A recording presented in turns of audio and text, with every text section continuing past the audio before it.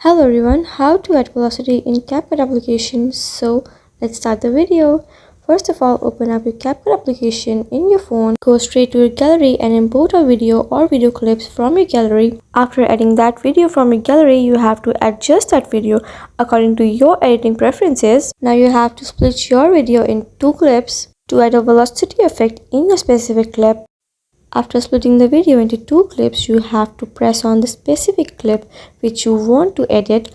After tapping on the clip, you can see all the additional tools in the bottom of your screen. You have to scroll right and select Style. Here you will find the option of Auto Velocity. You have to find it and tap on that option. This tool will automatically add velocity effect in your video. This is how you can add velocity in your videos through CapCut. I hope this video will help you in any way. Thank you so much for watching the video. By following these steps, you can add velocity in your videos using CapCut.